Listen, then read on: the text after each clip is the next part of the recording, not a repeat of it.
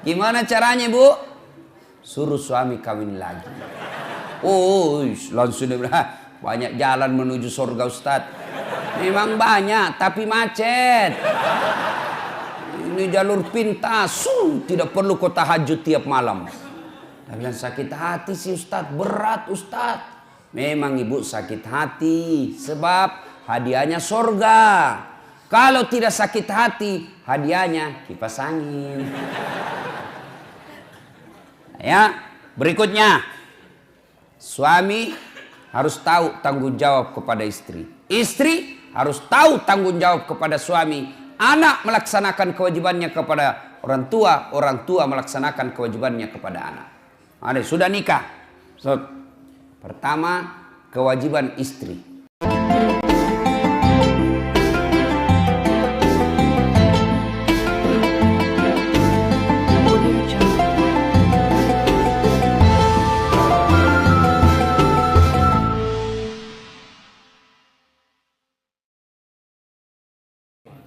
Insya Allah kita tidak akan mati dalam keadaan berzina.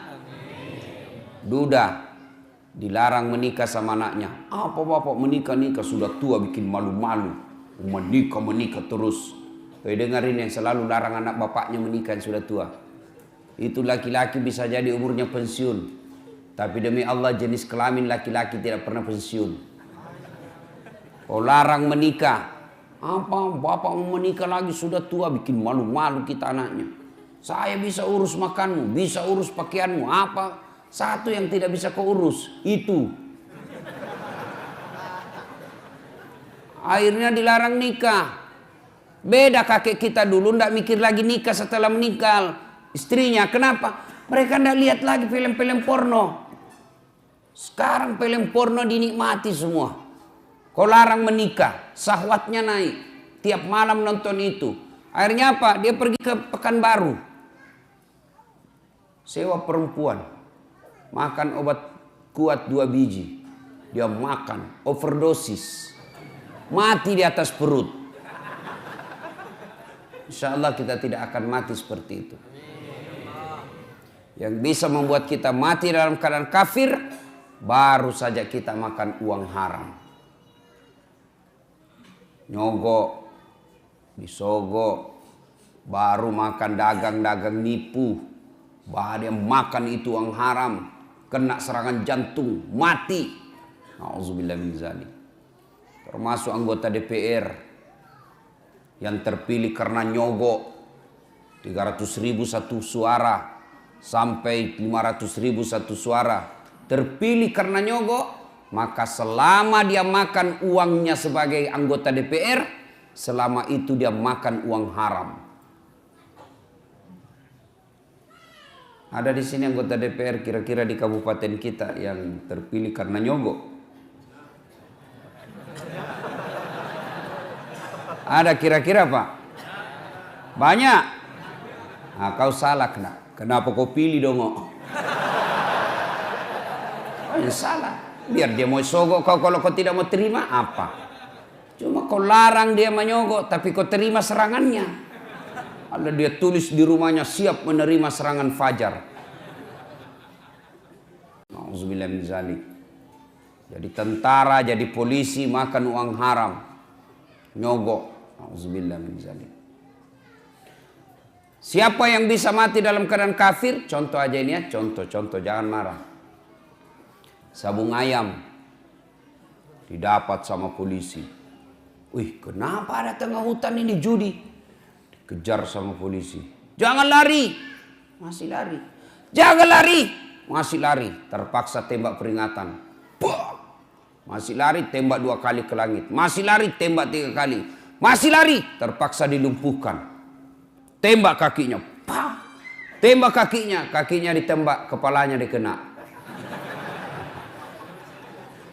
Saya tanya temanku yang polisi, bagaimana ceritanya? Kakinya ku tembak, kenapa kepalanya dikena? Nah jauhnya itu pisah antara kaki dan kepala. Dia bilang soalnya waktu ditembak dia jongkok.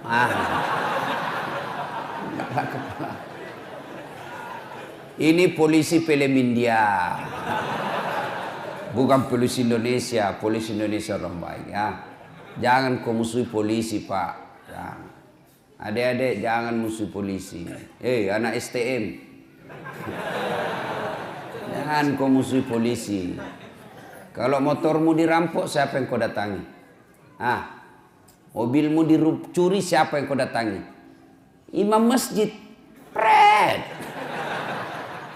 Malah dia tahu. Saya pergi ceramah, macet mobil. Tidak bisa gerak, maju tidak bisa, mundur lebih-lebih. Siapa yang saya cari? Polisi lalu lintas. Saya sudah baca surah Yasin 2 kali, tidak gerak-gerak mobilku. Makanya jangan musuh polisi. Ya, rumah dirampok, istri bunuh, anak diperkosa, harta dijarah. Bapak pergi lapor ke polisi. Tolong Pak Polisi, cari pelakunya, tegakkan hukum. Apa dia bilang Pak Polisi? Mohon maaf, baru saja polisi bubar. Makanya jangan musuh polisi. Kalau polisi marah tidak bisa kita ceramah. Ya, pun kalau ada polisi yang minta-minta uang di jalan, itu polisi film India, bukan polisi Indonesia. Biar anak SMP diminta juga uangnya. Apa itu anak SMP uangnya di bapaknya dicuri itu. Waqala idzan, Allah kemudian berfirman, Bismillahirrahmanirrahim. Ya ayyuhalladzina amanu dukhulu fis-silmi kaffatan wa la tattabi'u khutuwatis syaitan innahu lakum aduwwum mubin. Wahai orang-orang yang beriman, masuklah engkau ke dalam Islam secara sempurna. Dan janganlah engkau ikuti langkah-langkah setan, karena sesungguhnya setan itu musuh yang nyata bagi kalian. Musuh kalian bukan ulama, musuh kalian bukan polisi, musuh kalian bukan tentara, musuh kalian bukan mahasiswa, musuh kalian adalah setan. Dan sesungguhnya kata Allah, setan itu musuh yang nyata bagi kalian. Kira-kira ada enggak setan di tengah-tengah kita? Ibu-ibu, ada enggak setan di tengah-tengah kita? Masa ada orang lagi ceramah ini? Masa ada? Dalam masjid pula. Ada setan, Pak? Ada, setannya berupa handphone. Orang sudah ceramah masih sibuk.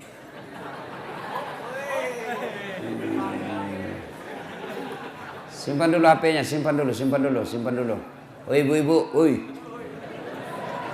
Umur sudah mau 60 siaran langsung juga di Facebook. Simpan dulu HP, simpan dulu ya. Selama Bapak pegang handphone pasti tidak konsentrasi dengar ceramah. Pasti itu. Pasti Bapak lihat monitor, bukan saya yang Bapak perhatikan. Ya, simpan dulu HP-nya. Dan minta tolong kalau bisa jangan siaran langsung. Ya, rekam.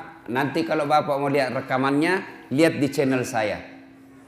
Yang pegang HP-nya selama saya menonton ceramah, saya doakan suaminya kawin lagi. Nah, baru disimpan HP-nya. Itulah perempuan takut sekali suaminya kawin lagi. Wa qala idzan, Allah kemudian berfirman, Bismillahirrahmanirrahim. Innallaha wa malaikatahu salluna 'alan nabi. Ya ayyuhalladzina amanu sallu alaihi wa sallimu taslima. Sesungguhnya Allah dan para malaikatnya berselawat kepada Rasulullah Muhammad sallallahu alaihi wasallam, maka wahai orang-orang yang beriman, berselawatlah kalian kepada Rasulullah dengan sebaik-baik selawat. Saya mau dengar, ayo, mana yang lebih kencang suaranya ibu-ibu di sini kan bapak-bapak. Ayo kita selawat bareng-bareng ya. Bisa? Bisa? Nah, bapak-bapaknya dulu diam, kita dengar dulu ibu-ibu. Ibu-ibu jangan mau kalah ya. Bapak diam semua, ibu-ibu. Yuk. Salatullah salamullah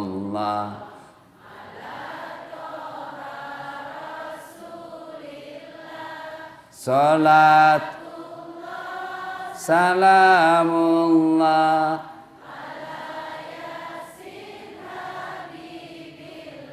Alhamdulillah, terima kasih Bu. Pak, itu tadi bukan keras. Itulah namanya syahdu. Syahdu, tidak kencang itu, namanya syahdu. Suara begitu yang kasih nafsu laki-laki. Hanya ibu-ibu kalau kau diselpon suaminya orang, jangan kau mendayu-dayu. Assalamualaikum ibu. Waalaikumsalam. Bagaimana suaminya orang tidak nafsu? Lagi di mana ibu? Di rumah aja dong pak. Lagi ngapain? Baring-baring dong. Bagaimana suaminya orang tidak kelapak-kelapak? Coba kalau ditelepon yang tegas. Assalamualaikum bu. Waalaikumsalam. Lagi di mana? Di rumah. Lagi, kenapa kau tanya? Berhenti tidak telepon kau. Ini, waalaikumsalam. Caleda. Ada juga orang Bugis di sini. Emang ini orang Bugis. Kemana-mana saya ceramah selalu banyak orang Bugis. Luar biasa. Saya pergi Pulau Kijang, banyak orang Bugis. Saya pergi Koleno, banyak orang Bugis. Saya pergi Tanjung Batu, banyak orang Bugis. Saya pergi sudut Kalimantan Timur namanya Bidu-Bidu, banyak orang Bugis. Saya pergi Singapura, malah ditulis Bugis Street. Jalan Bugis. Saya pergi Sabah Sarawak Malaysia, banyak orang Bugis. Begitu saya masuk penjara, banyak juga orang Bugis. Banyak orang Bugis. Ibu-ibu diam, kita dengar lagi nih bapak-bapak nih. Bapak-bapak ya, ayo pak. Yang merasa dirinya jenis kelamin laki-laki, ayo selawat. Jangan mempermalukan laki-laki, ayo, ayo, yuk. Salatullah, salamullah, ala toha Rasulillah. Salatullah, salamullah, ala yasin habibillah. Alhamdulillah. Terima kasih ibu bapak, saudara-saudara sekalian yang insya Allah dimuliakan dan dirahmati oleh Allah Subhanahu wa ta'ala. Malam ini tema kita keluarga yang dirindukan oleh surga. Ya, keluarga itu terdiri dari 3 unsur, minimal 2. Umumnya 3. Apa itu? 1 suami, 2 istri, 3 anak. Ini satu keluarga. Ya. Nah, untuk dirindukan oleh surga, maka ketiga unsur ini harus melaksanakan tugasnya masing-masing. Surga dunia maupun surga akhirat. Adakah surga dunia? Ada. Ada surga akhirat? Ada. Kewajiban kita percaya rukun iman. Percaya kepada akhirat. Salah satu rukun iman yang 6 itu percaya kepada akhirat. Kalau orang tidak percaya kepada akhirat, maka dia akan melakukan apa saja semau-maunya. Nah, mari kita lihat. Untuk membentuk keluarga yang harmoni, yang dirindukan oleh surga, pertama, hati-hati milih pasangan. Hati-hati milih istri. Waspada milih suami. Bagaimana cara memilih istri? Bagaimana pedoman agama memilih suami? Kata Nabi, nikahilah seorang perempuan kalau dia perempuan. Nikahilah seorang lelaki kalau dia lelaki. Untuk apa? 4 hal. Jadi kalau dia laki-laki, nikahi perempuan karena 4 pertimbangan. Kalau dia perempuan, terima laki-laki karena 4 hal. Apa itu? Pertama kata Nabi, nikahilah dia dengan melihat 1, kecantikannya. Penting milih perempuan cantik. Penting milih laki-laki gagah. Kenapa? Karena hampir 24 jam di depanmu. Baru pulang kantor, dia lagi. Mau tidur kita, dia lagi di depan kita. Mau sarapan, ada lagi dia. Berarti kalau jelek, pasti cepat ganti casing. Iya toh? Maka penting cari perempuan cantik, tapi tidak boleh menjadi pilihan utama. Kenapa? Karena cantik itu ada batasnya. Cantik itu ada waktunya. 17 tahun sweet 17, kau tersenyum, semua orang terpesona di komplek ini. 17 tahun. Tapi balik itu angka 17. 71 tahun. Kau tersenyum, lari cucumu. Kenapa? Dikira mau digigit. Apalagi zaman sekarang, jangan percaya cantik. Kenapa? Cantik bisa ditipu-tipu. Putih betul fotonya, mulus. Ternyata kamera 360. Cantik, tapi tipu-tipu. Hitam aslinya, ketemu aslinya. Putih di fotonya, ketemu aslinya hitam. Mukanya putih betul, hitam, lehernya hitam. Jangan percaya, bisa ditipu. Coba lihat sekarang, usia 70 tahun bisa dikasih mudah, nampaknya seperti 50 tahun. Maka cantik penting, tapi tidak boleh menjadi pilihan utama. Kenapa? Karena cantik itu ada batasnya. Yang kedua kata Nabi, pilihlah dia menjadi istrimu karena keturunannya. Penting melihat keturunan, tapi tidak boleh menjadi prioritas utama. Kenapa? Karena ada orang, bapaknya Nabi, anaknya pengkhianat. Belajar dari kisahnya Nabi Nuh. Ada orang bapaknya penyembah berhala, anaknya menjadi Nabi. Lihat kisahnya Ibrahim alaihissalam. Maka tidak boleh menjadi pilihan utama. Kenapa? Karena sejarah mengajarkan ada orang bapaknya pengkhianat, anaknya menjadi beriman. Ada pula bapaknya yang Nabi, justru anaknya berkhianat. Yang kedua, pilihlah dia menjadi pasanganmu karena kekayaannya. Penting mencari orang kaya, tapi tidak boleh menjadi prioritas. Kenapa? Kekayaan juga ada batasnya. Dia kaya bapaknya, tapi anaknya 13. Bagi warisan habis. Menjadilah lelaki yang tidak menggantungkan harta dan kebutuhan rumah tangganya sama mertua. Ketika Anda terlalu menggantungkan kehidupan ekonomi dalam rumah tanggamu kepada mertua, maka kalian tidak akan independen, kalian tidak akan bebas, dan kalian akan selalu hidup di telunjuk jari mertuamu. Kau merdeka lah. Dan yang keempat kata Nabi, nikahilah dia karena apa? Karena agamanya.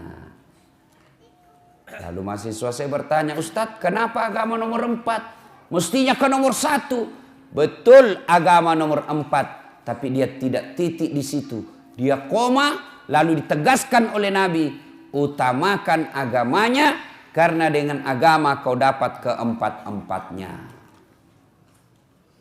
Untuk mendapat, dialah keturunan baik-baik, dia cantik, dia orang kaya, kemudian bagus agamanya. Kumpul empat-empatnya ini, 1000 perempuan belum tentu ada 1. Ada yang cantik mukanya, akhlaknya kesurupan. Ada lagi anak orang kaya, mukanya lagi hancur. Ada lagi keturunan baik-baik, miskin lagi. Untuk mendapat sempurna 4 sangat sulit. Kalau ada di Bengkalis ini, di komplek Duri ini, kalau ada ibu, tolong tunjukkan saya juga masih mau. Jatah kita kan 4 giga bos. Sayang kita dikasih 4 giga, kok cuma pakai 1 kuota weh. Sayang pak, mubasir 3 giga. Iya kan? 1 giga kabur gambar, hilang-hilang sinyal, tiba-tiba haid, hilang lagi sinyalnya.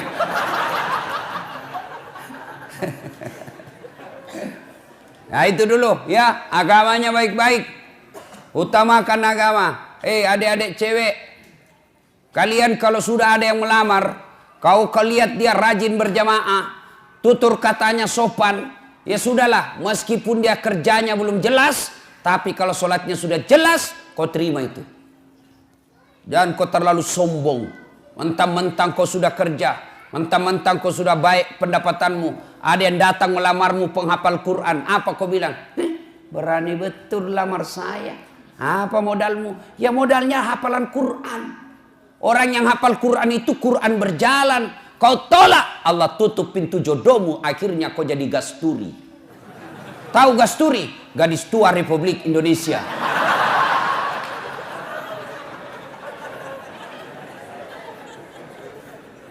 Bapak-bapak, nih bapak-bapak yang punya anak gadis. Jika kalian menemukan lelaki yang akhlaknya baik, agamanya baik, kau terlalu takabur dan sombong kalau kau menolak orang-orang yang baik agamanya. Rezeki Allah yang ngatur. Jangan kau jadikan bahwa orang nanti bahagia dalam rumah tangga kalau banyak duitnya. Kalau duit yang membuat orang bahagia, semestinya tidak ada orang kaya yang berantakan keluarganya. Kalau gara-gara duit orang bahagia, mestinya tidak ada orang kaya yang bercerai. Tapi buktinya berapa banyak orang kaya akhirnya berujung perceraian. Kenapa? Karena dia tidak temukan kebahagiaan dalam duit. Saya bilang sama istriku, tidak usah kau cemas soal duit. Duit tidak kau bawa mati. Ngapain kau cemas soal duit? Duit kau tidak bawa mati. Langsung dia bilang membalik, langsung dia bilang, iya betul duit tidak dibawa mati. Tapi kalau tidak ada duit rasanya mau mati.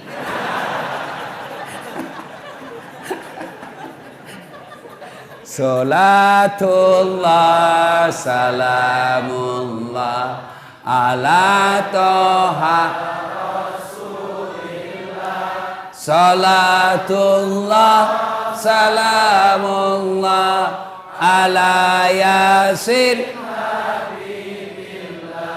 Alhamdulillah. Kalau mau keluarga bahagia yang dirindukan oleh surga, mulailah dari memilih pasangan.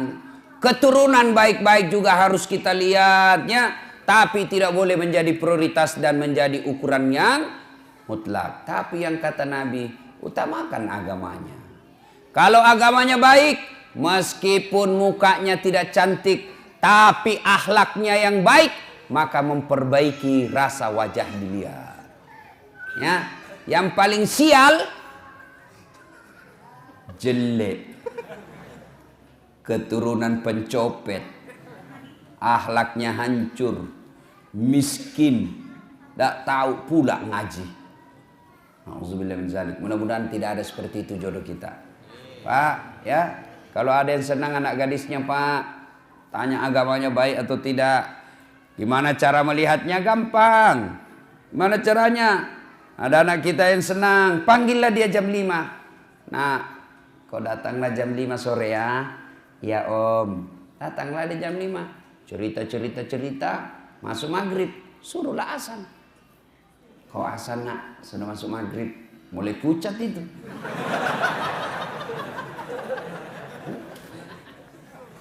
Sudah asan, nah, suruh imam sholat. Nah, sekalian kau imam sholat maghrib. Sebentar lagi kau akan menjadi imam bagi anak saya. Saya kau mendengar. Gimana kau imam?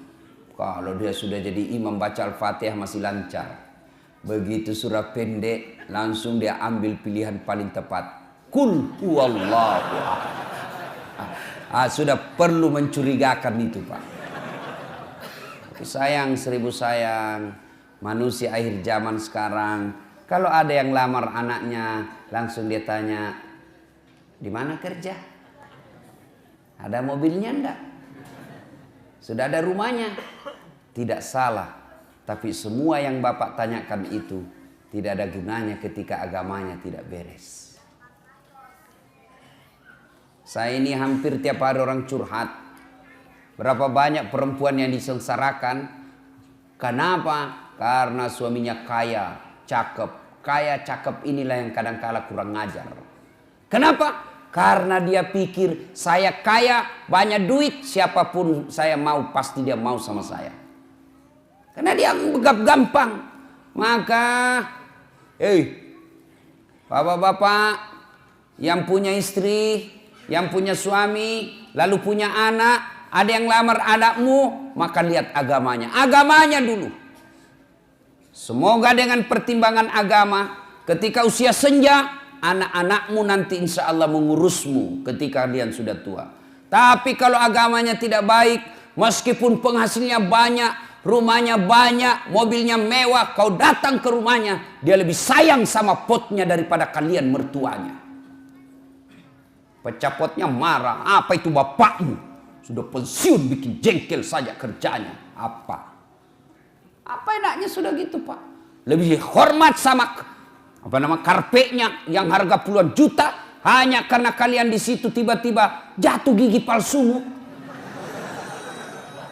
Marahlah dia. Nah, itu kalau dia terlalu kaya tapi tidak baik agamanya, lebih dihargai harta yang ada di rumahnya daripada kehadiran mertua dan orang tuanya. Pilih agamanya. Ya. Nah, itu dulu cara memilihnya. Pegang ini. Adik-adik yang belum menikah, itu pegang itu 4. Lihat agamanya, utamakan itu. Bagaimana kami yang sudah punya istri Ustaz? Bapak boleh evaluasi ulang. Ya. Kalau berani. Ibu-ibu mau masuk surga, Ibu? Mau, Ibu? Bukan cuma mau surga, dirindukan oleh surga, Ibu. Mulai cemas ibu-ibu dulu. Gimana caranya, Ibu? Suruh suami kawin lagi. Oh, langsung dia bilang, banyak jalan menuju surga Ustaz. Memang banyak, tapi macet. Ini jalur pintas, tidak perlu kau tahajud tiap malam. Dia bilang, sakit hati sih Ustaz, berat Ustaz. Memang Ibu sakit hati, sebab hadiahnya surga. Kalau tidak sakit hati, hadiahnya kipas angin. Ya, berikutnya. Suami harus tahu tanggung jawab kepada istri. Istri harus tahu tanggung jawab kepada suami. Anak melaksanakan kewajibannya kepada orang tua. Orang tua melaksanakan kewajibannya kepada anak. Mari, sudah nikah. Pertama, kewajiban istri. Nah, ibu-ibu mau menjadi istri yang soleha? Mau, Ibu? Kenapa cuma 17? Mau, Ibu? Nah, Ibu kalau mau, nih laksanakan tugas-tugas istri yang soleha. Istri yang soleha itu selalu saya rumuskan menjadi satu kata. Istri yang soleha. Satu kata. Apa itu? Rena. Apa itu Rena, Ustadz? Singkatan dari R, E, N, A, H. Rena. Apa itu Rena, Ustadz? Satu, ramah. Maka istri yang soleha bertutur kata yang sopan santun kepada suaminya. Bicaranya santun, ngomongnya sopan, maka itulah istri yang baik. Ibu, ketahuilah, tidak ada suami yang senang ketika dikasari sama istrinya. Meskipun istrinya lebih banyak penghasilannya, meskipun istrinya lebih tinggi pendidikannya, meskipun istrinya lebih tinggi status sosialnya, tapi suami merasa saya lakimu, saya suamimu, saya kepala rumah tanggamu, tolong hormati saya. Makanya kadangkala kalau laki-laki sudah marah, dia kadangkala bilang, saya tahu uangmu banyak, saya tahu kau orang tua mau orang kaya, saya tahu gajiku tidak seberapa, tapi tolong hargai saya sebagai suamimu. Tuh laki-laki. Maka ibu, kalau kamu dapat kasih sayang suamimu, tolong hormati. Salah satu cara menghormatinya, jangan kau bicara kasar sama suamimu. Alangkah bahagianya seorang suami, datang istrinya, datang suaminya cari nafkah, disambut dengan kalimat dan sopan santun. Assalamualaikum kakandaku Arjunaku. Waalaikumsalam adindaku Sri Kandiku. Bagaimana kabarmu bang selama hari ini?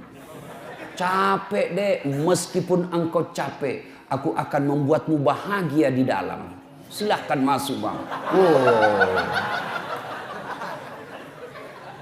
Ini tidak, kita baru pulang muka cemberut. Baru datang suaminya langsung dituju. Dari mana kau terlambat lagi nih? Tadi saya telepon kau tidak apa. Dari mana kau? Bagaimana kita tidak cepat mati? Ya, Bu. Maka ketika kita mendapat istri yang sopan berbicara, itulah surganya dunia. Bapak senang enggak perempuan yang kasar? Mana ada mau, Pak? Kan kita senang yang lembut-lembut bicara. Kita pas pulang tunduk-tunduk capek. Waduh capek betul. Hari ini keras sekali perjuangan di kantor. Maka istrinya membahagiakannya. Sabar bang. Memang begitulah cari nafkah. Mudah-mudahan capek itu akan menjadi pemberat timbanganmu di akhirat kelak. Meskipun kerjamu berat, tapi saya tetap meringankan segala kewajibanmu di dunia ini. Enak perasaan kita Pak. Baru kita datang, capek di pasar rugi, di jalan macet, panas lagi. Baru kita datang, dia bilang memang kau bego. Dagang kau rugi, bawa mobil tabrakan. Enggak ada bego. Hancur kita punya harga diri. Dibego-begoi sama istri. Iya kalau dia cantik, ini gendut.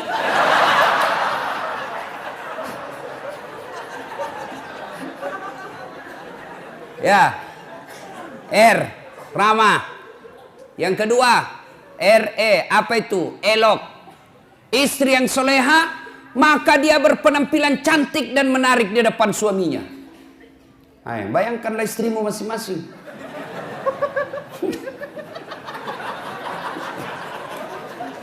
Cantik dah kalau kau di rumah. Oh, saya lihat perempuan akhir zaman sekarang. Kalau dia mau pi pengantin, cantik memang Pak. Woi, harumnya itu masih kita 2 meter sudah tercium. Walisnya di racing.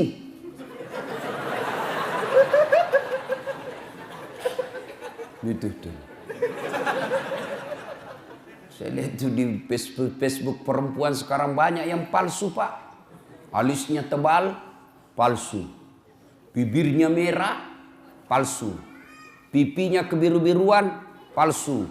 Matanya biru, palsu. Giginya rapi, palsu. Pantatnya gabus.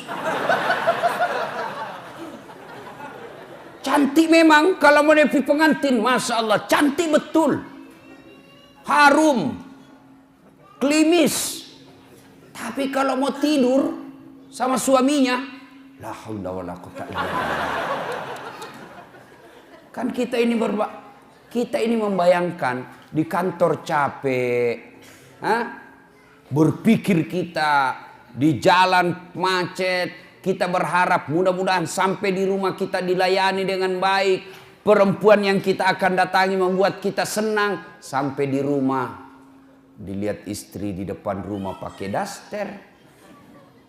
Kelihatan tali BH. Dikasih tahu baru turun kita dari mobil. Oh, istri saya kok kayak gini. Iya tuh. Ditegur, kelihatan itu tali BH-mu, dilihat semua orang. Apa dia bilang? Jangan lihat BH-nya pun. Yang penting rasanya bos. Ya, halo ibu. Bu. Ibu. Woi. Mau ndak dirindukan surga? Maka ketika kau tidur berpakaianlah yang cantik. Ayo ibu terpraktek sebentar. Mau tidur kau seksi sebentar. Kalau perlu pakai baju renang.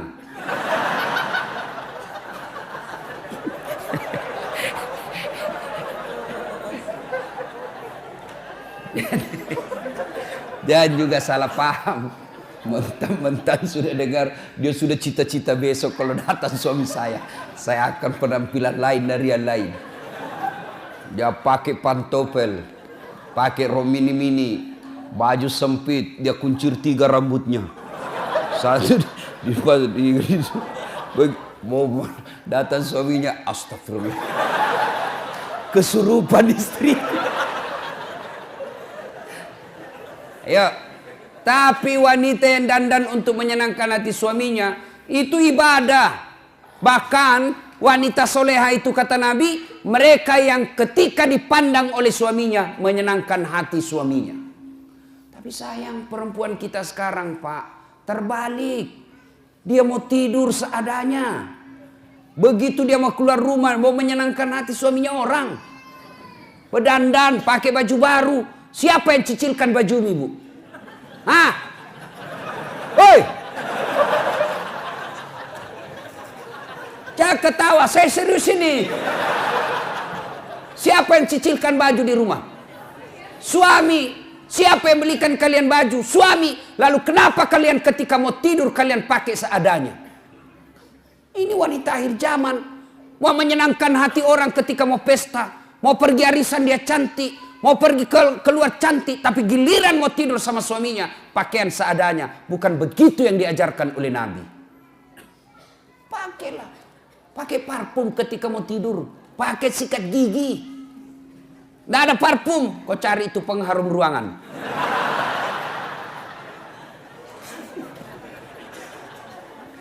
R-E-N. Apa itu N? Nikmat. Istri yang soleha pandai memasak merasakan kesenangan suami. Sayang seribu sayang, wanita zaman sekarang mereka tidak mau belajar masak. Mereka tidak mau belajar masak. Perempuan-perempuan dulu ketika mau menikah dipanggil sama calon mertuanya. Nak, sini kau nak. Itu calon suamimu, anak saya, dia paling senang sayur kangkung.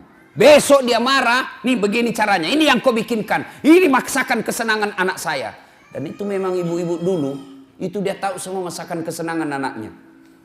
Ibu saya itu di kampung, dia bisa bedakan itu. Oh, kalau anak saya yang pertama itu ini dia senang. Itu anak saya yang ini dia senang ini. Dia tahu semua masakan kesenangan. Maka istri yang baik, maka dia tahu masakan kesenangan suaminya. Tidak bisa tiap hari, ya sudahlah sekali sebulan. Ketika kau sudah terima honornya suamimu, kau masaklah yang dia senang suamimu. Telepon suamimu, bang, jangan makan di luar. Saya masak spesial hari ini buat abangku sayang. Itu kan enak. Kita mau pulang tiba-tiba masuk WhatsApp. Bang, jangan makan di luar ya bang. Hari ini saya masak spesial buat abangku. Sebut aja mau makan apa hari ini. Tenangkan perasaan. Dan itu laki-laki bu. Kalau kau SMS begitu, dia kasih lihat sama temannya di kantor. Hei, lihat istriku. Istri yang soleha. Iya kan Pak? Tapi apa Bapak pernah di WhatsApp seperti itu? Paling WhatsAppnya, jangan lupa singgah telur bang. Masih baik kalau telur, ini pembalut disuruh kita beli Pak. Apa ketawa membayangkan diri sendiri? Bu, sekarang tapi sayang wanita sekarang. Mereka lebih senang baca-baca kosmetik ya daripada resep membahagiakan suami. Dan kita juga Pak, kalau istri di rumah masak, hargai masakan istri. Itu istri paling emosi kalau dia sudah masak serius lalu bapak tidak kasih pujian. Membahagiakan istri itu memuji masakannya. Bahkan dari semua jenis bohong, satu bohong yang boleh bahkan berbahagia. Berpahala ketika bapak bohong. Apa? Bohongnya seorang suami untuk membahagiakan istrinya. Boleh. Contoh. Tiba-tiba istri kita hijrah. Bertobat. Lalu dia baca ceramah, nonton ceramah Ustadz Das'ad. Salah satu kewajiban istri memasak masakan kesenangan suami. Kalau dia pergi lama masak. Dia naik Gojek lah pergi pasar. Ya 1 jam dia keliling. Dia keliling itu pasar untuk mencari yang paling murah. Perempuan kan begitu Pak. Hobinya nawar. Beda 5.000 dia keliling pasar itu. Sudah. Sampailah di rumahnya, panaslah dia masak, dia sambil baca buku resep. Dia belajar. Begitu datang suaminya senanglah dia, wah masakan spesial ini. Begitu dicoba suaminya. Langsung dilistrik. Kenapa bang? Enak betul. Barusan saya dapat masakan seperti ini, nyaman. Bapak boleh bohong seperti itu. Bahkan bapak akan menghancurkan perasaannya istri ketika bapak terlalu jujur waktu itu. Goblok! Beleng-beleng lu! Hancur perasaannya perempuan. Maka ketika Anda bohong saat itu pahala. Kenapa? Menyenangkan hati suami, istri. Coba kalau bapak terlalu jujur waktu itu, bagaimana hancurnya perasaan istri. Nah, maka ibu-ibu belajarlah memasak. Ya. Sekarang ibu-ibu malas masak, Pak. Dia lebih senang go food. Tidak tahu kalau di sini apa ada itu ya, makanan dibeli semua. Itu kalau kota-kota besar, Pak, semua dibeli. Sambal terasi pun yang sudah diulek-ulek dibeli, Pak. 10.000. Semua dia beli. Lalu ibu bertanya, Ustaz, dosa enggak? Saya bilang selama suamimu ridha, tidak keberatan, tidak berdosa. Tapi ingat, tidak ada pahala yang bisa kau kumpul untuk masuk surga. Tidakkah ke pasar berkeringat itu pahala? Tidakkah mengulek-ulek itu kalian capek pahala? Tidakkah Anda ibu memasak itu pahala? Ketika proses itu tidak kita alami, proses membeli ke pasar, proses mengupas, proses memasak, proses menggoreng, tidak ada semua proses itu, maka tidak ada pahala yang kalian dapat. Dan ketika pahala Anda tidak ada, maka apa harapanmu masuk ke dalam surga? Apakah orang masuk surga karena tidak punya dosa? Ibu-ibu, apakah orang masuk surga karena tidak punya dosa? Kalau orang masuk surga tidak punya dosa, maka tidak ada isinya surga kecuali Muhammad sallallahu alaihi wasallam. Hanya satu manusia yang tidak punya dosa, dialah baginda kita Muhammad sallallahu alaihi wasallam. Kalau kita ini muka-muka penuh dosa semua ini, Pak. Lalu kenapa orang bisa masuk surga? Ketika ditimbang pahalamu dengan keburukanmu, timbang punya timbang, ternyata lebih banyak pahala kebaikanmu daripada dosamu, akhirnya kau masuk surga. Itu sebabnya. Maka ibu-ibu, memasak adalah pahala. Maka mulai besok masaklah. Apa hebatnya kalau ibu memasak? Apa hebatnya kalau ibu-ibu memasak di rumah? Satu, jelas halalnya. Ibu masak jelas halalnya. Masakan di luar belum tentu halal. Ayam potong, hati-hati. Banyak ayam potong yang mungkin bangkai. Banyak ayam potong yang mungkin tidak halal. Kenapa? Karena yang memotong bukan orang Islam. Banyak ayam potong barangkali haram. Kenapa? Karena dipotong bukan atas nama Allah. Pernahlah saya melihat orang ayam potong, Pak. Dia potong ayam, enggak dia baca basmalah. Kan itu kalau orang potong ayam 1 ekor, 1 basmalah. Bismillahirrahmanirrahim. Ambil lagi, bismillahirrahmanirrahim. Ini penjual ayam potong, dia potong ayam 30, Pak. Dia cuma bilang bismillahirrahmanirrahim kali 30.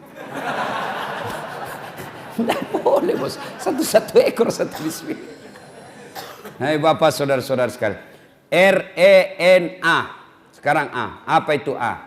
Anggun. Istri yang soleha, cerdas. Ibu-ibu belajar. Kalau ibu tidak belajar, siapa yang didik anak? Ibu bahkan repot ketika ibu tidak punya pendidikan agama. Bagaimana cara mentransfer ilmu agama ke anak kalau tidak ada yang kita transfer? Ada ibu ditanya sama anaknya, "Mak, kenapa tahun lahirnya Nabi disebut tahun gajah?" Apa dia bilang mamanya? Karena bukan tahun kambing, nak.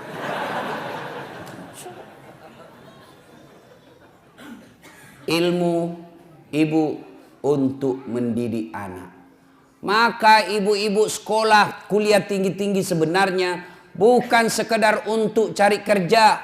Ibu-ibu jadi dokter, jadi sarjana, jadi magister, bukan sekedarnya untuk status sosial semata, bukan untuk mempermudah dapat kerja, tapi yang lebih utama ilmu yang ibu dapat di kampus, ilmu yang ibu dapat di uni perkuliahan, tujuannya apa?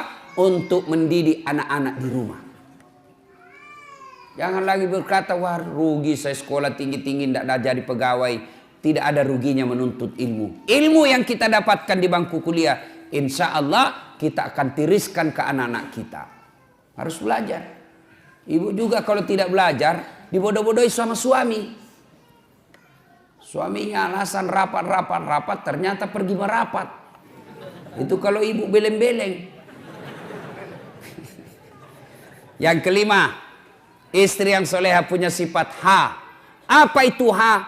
Hemat, pandai mengatur, memanajemen, mengelola keuangan keluarganya.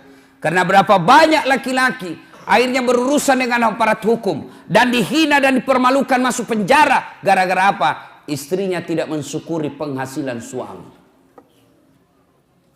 Apa kek kau sikat di kantor, Pak?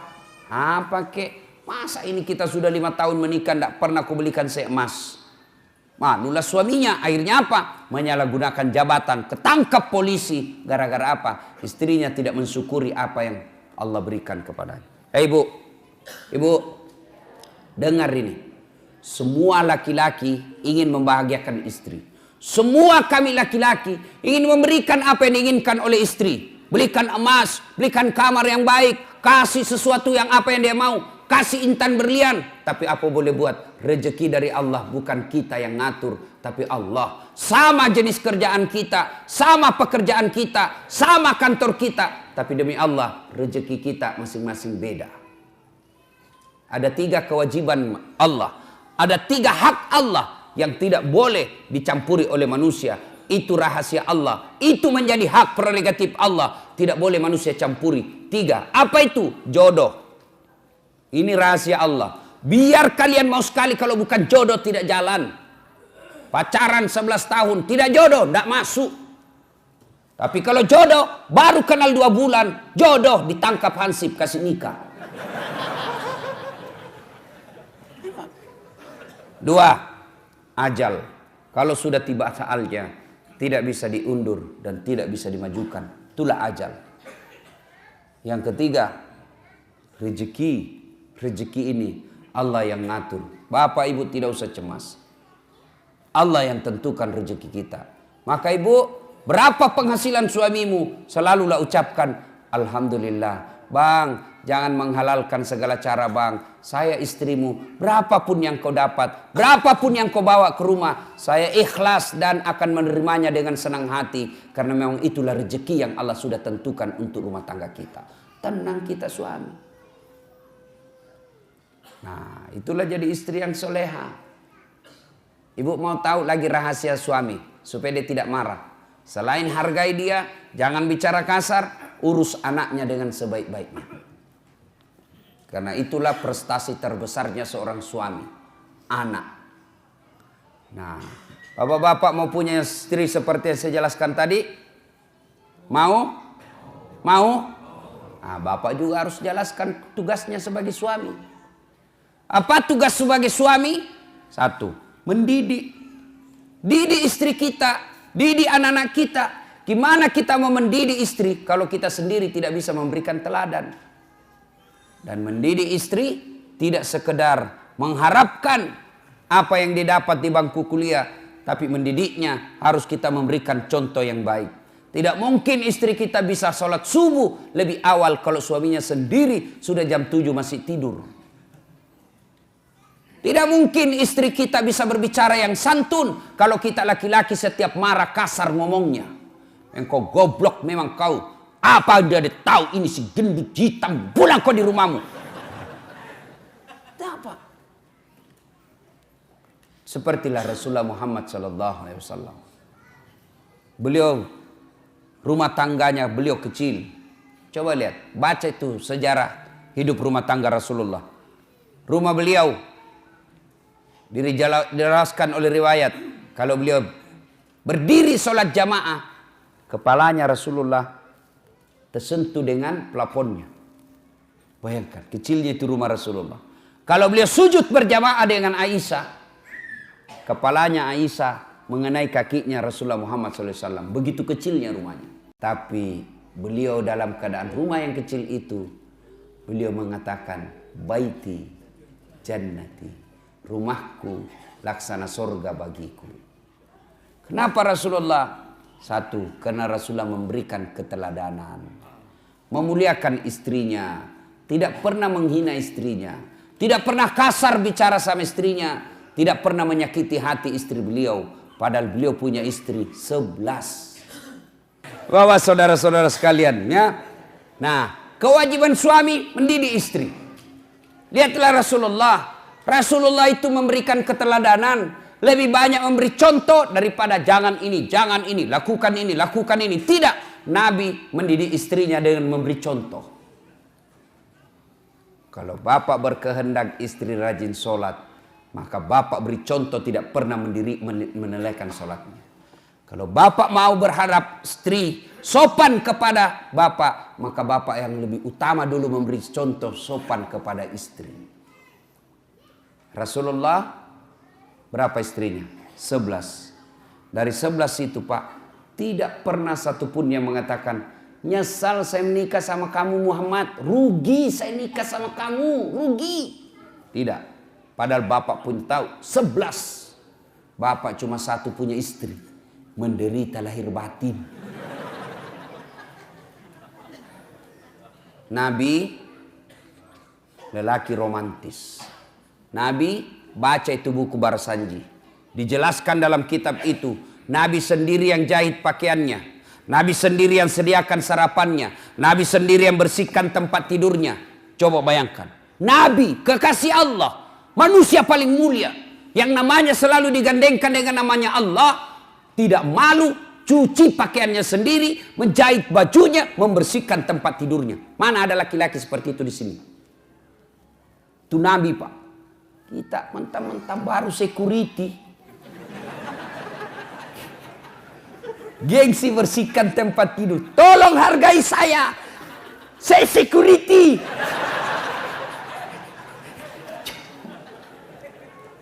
Itulah Rasulullah. Tidak malu bersihkan tempat tidurnya. Coba. Mulai besok Pak. Memperbaiki diri rumah tangga kita. Berikan contoh yang teladan yang baik. Jangan pernah kasar bicara sama istri. Nabi romantis. Begitu romantisnya Nabi. Masya Allah. Minum. Beliau kalau minum. Setiap minum begini. Coba saya kasih contoh ya. Oh ini ada yang sudah terbuka. Misal Pak ya. Beliau minum. Bismillahirrahmanirrahim. Dia kasih istrinya.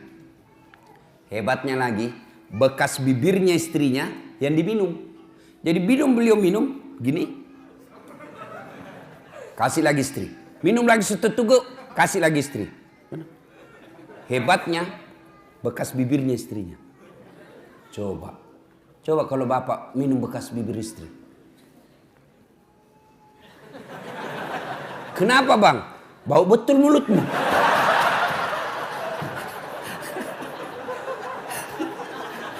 Salatullah, salamullah ala toha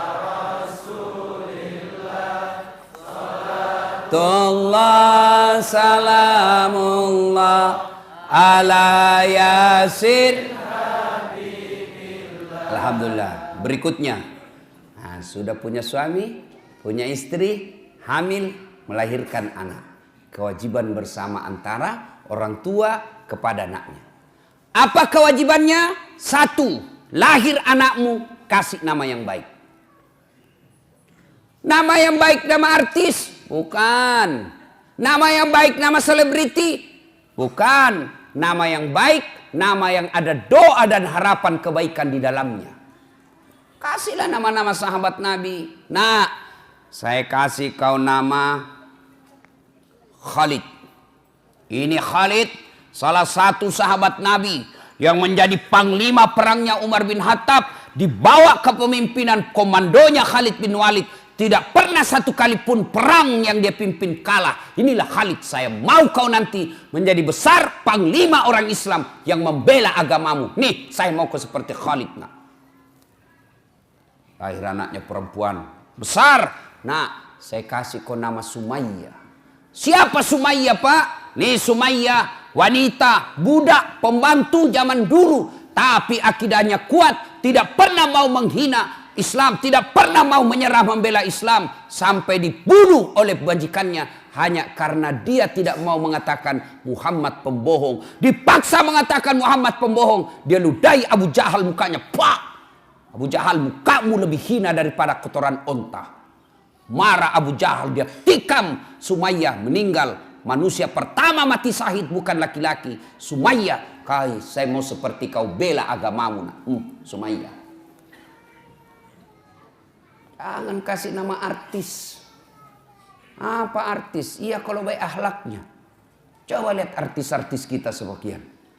Ramadan dia pakai kudung. Ramadan dia nangis-nangis Pak. Selesai lebaran telanjang lagi pakaiannya. Mau anak-anak kita menjadi orang munafik seperti itu? Saya mau kasih kau nama siapa nak? Lionel Messi. Supaya kau jago main bola. Apa jago main bola sampai sekarang saja PSSI selalu ribut? Kasih nama-nama baik-baik Pak. Jangan lagi berkata apa arti sebuah nama. Bayangkan seandainya tidak ada nama semua di sini Pak. Terutama kalau pilih caleg. Gimana memilih caleg kalau tidak ada namanya? Pilih saya siapa? Anu. Pilih saya siapa? Anu. Ini repot Pak. Nama adalah simbol dalam ilmu komunikasi.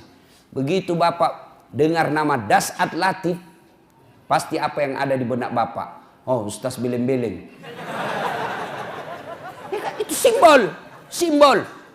Nama dalam Islam, nama adalah doa, nama adalah identitas. Coba. Saya kasih kau nama nak Mutmainnah. Apa artinya mutmainnah? Jiwa yang tenang. Maka setiap orang memanggilnya Mutmainnah. Wahai kau jiwa yang tenang. Orang doakan. Kalian juga ini untuk saya ingat. Kalian yang punya nama Muhammad, jangan kau hina itu nama. Kalian yang punya nama Muhammad tapi sifatmu menghina Muhammad, kalian akan tanggung jawab nanti di akhirat. Marah itu yang menyandang nama Nabi. Dua, nama adalah identitas. Satu, nama adalah doa. Yang kedua, nama adalah identitas. Ciri. Coba Pak. Kalau Bapak sebut nama, minimal saya bisa 2 tahu. Coba Bapak sebut nama. Misal Bertus Ginting. Biasanya non muslim ini Pak. Iya toh? Iya. Dari nama saya bisa tahu. Muhammad Iqbal pasti Islam. Bertus Ginting non muslim. Yang kedua suku. Dari nama saya tahu sukunya ini siapa. Siapa namamu? Ambot Dalle. Bugis. Tidak mungkin Ambot Dalle Jawa. Tidak mungkin. Tidak mungkin. Paling kalau Jawa Margono, Jokowi. Jawa itu. Susilo Bambang Yudhoyono. Jawa Pak. Kalau Ambot Dalle Bugis. Tidak mungkin. Siapa namamu? Ambot Dalle. Suku Klaten. Tidak mungkin Pak. Ya. Nah, kasih nama yang baik. Lahir anak, kasih nama yang baik. Yang kedua, kewajiban orang tua mendidiknya. Didik anak. Bagaimana cara mendidik anak? Silakan baca buku-buku riset. Tapi Bapak keliru dan sesat ketika Bapak mendidik anak meninggalkan Al-Quran. Allah mengabadikan satu surah untuk kita orang Islam, metode dan tata cara yang tepat dalam mendidik anak. Surah apa Ustadz? Ada yang tahu? Ada yang tahu? Coba saya kasih hadiah. Ayo angkat tangan. Siapa yang tahu? Saya kasih hadiah. Siapa? Ayo. Mana? Ya. Anak muda. Siapa surah apa? Angkat tangan, sebut, naik ke sini. Bapak. Surah ayat. Karena Bapak lupa ayatnya cuma 50 Bapak hadiah. Hadiah. Siapa yang tahu surah apa? Kan sudah ditahu surah Luqman. Ayat berapa? Ayo Bapak. Ayat 12 sampai? Pokoknya ayat 12 sampai dan seterusnya. Ini hadiahnya Pak. Coba Pak. Lain-lain itu rasanya uang Ustadz Pak. Ya. Tapi ada anak muda yang bisa? Ya, ada. Surah berapa? Luqman ayat 12 sampai? Kau bukalah. Supaya Bapak berhenti penasaran, buka nanti. Mulai dari surah Luqman ayat 12 dan seterusnya. Bagaimana Al-Quran mendidik anak. Nah, di situ, ya bunayya la tusrik billah. Wahai anakku, jangan kau menserikatkan Allah. Itu dulu ajarkan anak-anak kita. Bagaimana cara mendidik anak yang masih kecil, usia 2 tahun, 3 tahun. Bagaimana cara mendidik anak? Biasanya anak-anak kita senang dengan lagu, maka perkenalkan agama tauhid dengan lagu-lagu. Dengan lagu apa? Lagunya Umi Rama. Katakan Tuhan itu satu. Itu lagunya Umi Rama. Kasih lagu-lagu yang Islami. Topi saya bundar, bundar topi saya. Kalau tidak bundar, bukan topi saya. Ya pastilah karena kepala kita bundar. Gantilah itu lagu. Tuhan saya Allah, Allah Tuhan saya. Kalau bukan Allah, bukan Tuhan saya. Itu akidah. Banyak Tuhan. Ada Tuhan Siddhartha Gautama, ada Tuhan Sang Buddha, ada Tuhan Yesus Kristus. Tapi kita orang Islam, Tuhan kita Allah. Tuhan yang saya sebut tadi bukan Tuhan orang Islam. Tuhan kita Allah. Siapa itu Allah? Pencipta alam semesta. Jelas.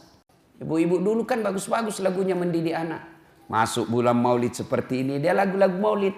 Pada zaman dahulu kala, pada zaman jahiliyah, lahirlah seorang Rasul yang terakhir dan mulia. Anaknya bertanya, siapa ya mak? Nabi terakhir mak. Dan lanjut laginya, Nabi Muhammad namanya. Terus siapa nama ibunya mak? Siti Aminah ibunya. Bapaknya siapa mak? Abdullah nama ayahnya. Di mana tinggal? Di Dumai atau Bangkalis? Madinah tempat tinggalnya. Oh gitu ya mak. Terus gimana lagi dong mak? Setelah dewasa diangkat menjadi rasul. Siapa yang angkat mak? Vice President atau security? Oleh Allah yang kuasa. Allah itu siapa mak? Pencipta alam semesta. Itu dulu tuh ibu-ibu dulu. Masuk lagi bulan Rajab, bulan Isra Mi'raj, lagu lagi. 27 Rajab Nabi Muhammad diisrakan dari Masjidil Haram ke Masjidil Aqsa. Tuh ibu-ibu lagu dulu. Begitu suaminya sakit-sakit dan tua-tua, dibelai-belai rambutnya sambil menyanyi lagi. Bila Israel.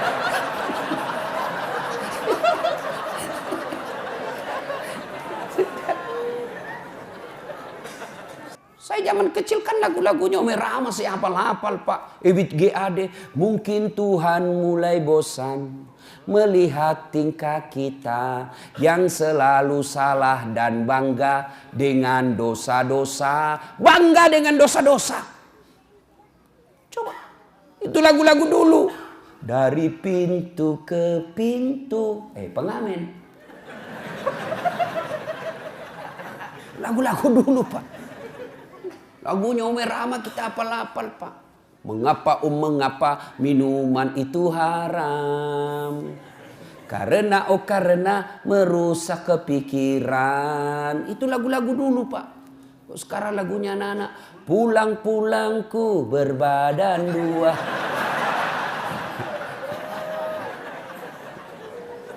Ya, Bapak saudara-saudara sekalian. Nah, mendidik anak kita. Didiklah dengan akidah, sampaikan pendidikan akidah, mendidiknya. Nah, yang ketiga, memberi makan. Tugas suami lebih fokus kepada mencari nafkah. Tugas istri lebih utama kepada mendidik. Kenapa? Karena istri lebih banyak tinggal di rumah ketimbang suami. Suami lebih banyak di luar, istri lebih banyak di dalam. Apa tidak boleh istri cari nafkah? Boleh, tapi tujuan utamamu, tugas utamamu adalah mendidik anak. Tugas utama laki-laki cari nafkah. Karena cari nafkah lebih banyak di luar, maka tanggung jawab lebih utama mendidik anak kepada istri. maka prestasi istri bukan menjadi ketua partai. Prestasi istri bukan sekadar menjadi ketua DPR, tapi prestasi istri yang terbesar dan sangat mulia adalah ketika anaknya dilahirkan menjadi anak-anak yang soleh dan soleha. Kenapa negara kita hancur seperti ini?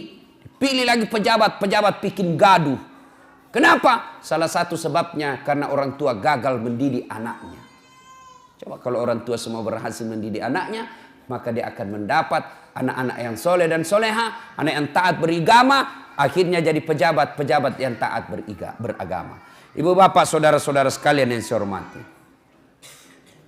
memiliki keluarga yang dirindukan oleh surga tentu harus berpedoman kepada Al-Quran.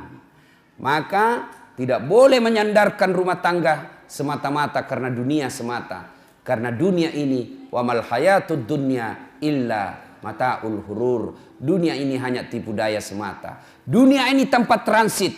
Tujuan kita yang terakhir akan adalah sampai di akhirat. Kejarlah duniamu seolah-olah kau akan hidup selama-lamanya. Tapi jangan lupa kejar akhiratmu seolah-olah kau akan mati besok. Maka berimbang. Dunia tempat untuk mengejar akhirat. Akhirat adalah tujuan akhir kita. Jangan sampai terminal kita yang namanya dunia ini, tempat transit kita yang namanya dunia ini, kita menghalalkan segala cara, lalu kita melupakan tujuan akhir kita, yaitu akhirat. Dan pada akhirnya kita berharap masuk ke dalam surga, dikumpulkan anak istri kita masuk ke dalam surga. Innal munafikina fid-darkil asfali minan nar. Sesungguhnya tempat orang munafik itu ada di keraknya neraka. Siapa orang munafik? Ada 3 karakternya orang munafik. Dipercaya dia khianat, berbicara dia bohong, kemudian berjanji dia dusta. Nah, kita lihatlah ini. Waktu kampanye banyak janjinya, pilih saya, kalau kau pilih saya, telepon saya 24 jam. Begitu dipilih dia ganti nomor HP-nya. Kau akan menjadi bahan bakar api neraka. Karena ada orang begitu, Pak. Kasihan. Dia pikir dunia ini adalah tujuan akhirnya. Jadi pejabat-pejabat pengkhianat. Jadi pejabat-pejabat yang korup. Maka nanti di akhirat kalian akan setengah mati menghadapi azab. Kalau Bapak berdosa sama saya, Pak, satu aja Bapak tempati bertobat. Datang saya maafkan, selesai persoalan. Tapi kalau Bapak menjadi pejabat, maka bukan cuma saya yang Bapak datangi semua pembayar pajak yang ada di Indonesia. Biasa saya lihat kalau ada pejabat korup, janji bohong, ketawa-ketawa, nyengir-nyengir, saya bilang, tunggu sakaratil maut. Tunggu, kau mau kemana? Kau pasti ketemu sakaratil maut.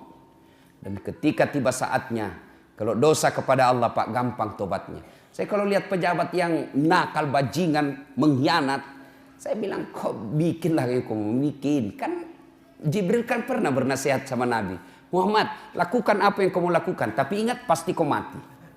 Mau kemana? Nah, saya lihat itu pejabat, bikin saja. Kau kemana? Pasti kau mati. Itu aja harapan kita, Pak. Didoakan dia cepat mati. Tidak usah kita ribut-ribut. Kau mau kemana, Pak? Bapak dosa sama saya. Dosa kepada Allah gampang. Andai saja boleh kau memilih dosa. Dosa kepada Allah dengan dosa kepada tetanggamu. Dosa kepada rakyatmu. Lebih kau dosa kepada Allah. Kenapa? Dosa kepada Allah gampang tobatnya. Dosa kepada manusia susah tobatnya. Dosa kepada Allah. Menyesal, mengakui, tidak ulang. Ganti dengan kebaikan, selesai urusannya. Tapi kalau sama manusia, Bapak harus datang minta maaf sama yang Bapak pernah sakiti. Jadi bupati-bupati pengkhianat, seandainya dilihat itu, Pak, tanggung jawabnya sebagai pemimpin, tidak ada orang mau ikut pilkada, Pak. Susahnya jadi pemimpin, Pak. Di satu kabupaten ada yang menjual khamar dan orang pejabat tahu, maka semua dosa-dosa di situ dia tanggung itu pejabat. Kalau dosa kepada Allah gampang. Tapi kalau dosa kepada manusia, Bapak harus datang kepada seluruh rakyat minta maaf. Bukan cuma itu, kalau berkaitan dengan uang negara yang kau salah gunakan, kembalikan itu uang. Selama uang hasil jarahan itu kau ambil, selama itu tobatmu tidak diterima Allah. Dan pada saatnya nanti tiba, kita diadili, disuruh pikul itu mereka yang pernah mencuri uang negara. Misalnya pernah korupsi 2 miliar, disuruh pikul itu Pak 2 miliar. Kita lewat, ternyata rumahnya mewah hasil rampok. 2 miliar, dia bilang anak mahasiswaku, sedikit itu 2 miliar Ustaz, dikantongi aja kalau dolar Singapura. Saya aku bayangkan dolar Singapura, memang aku bisa kantongi 2 miliar dolar Singapura, tapi uang koin. Tapi situ uang koin 2 miliar, berapa karung kau pikul cilaka. Nah ibu bapak saudara-saudara sekalian, semoga Allah subhanahu wa ta'ala menjadikan kita penghuni surga. Surga di dunia dan insya Allah surga di akhirat. Inilah tausiah kita, mudah-mudahan ada manfaat. Terima kasih kepada panitia yang telah berupaya mendatangkan saya berkomunikasi secara kontinu dan tidak henti-hentinya agar saya bisa datang ke tempat ini sehingga saya bisa bertemu dengan Bapak Ibu sekalian. Alhamdulillah senang bisa berjumpa dengan bapak-bapak. Cuma kadang-kala yang membuat saya agak tidak enak mendengarnya kalau begitu dia lihat dia bilang, ternyata aslinya kecil. Bilang aslinya gagah. Mudah-mudahan ada manfaat. Sebelum kita akhiri, mari kita berdoa pada Allah Subhanahu wa taala. Mohon izin mengirimkan suratul Fatihah kepada Rasulullah Muhammad sallallahu alaihi wasallam, khasiat dan keutamannya. Mohon keikhlasan untuk almarhum bapak saya. Ila hadratin Nabi Mustafa Muhammad sallallahu alaihi wasallam, summa hususil ruhil almarhum Abdul Latif bin Syapo. Al-Fatihah.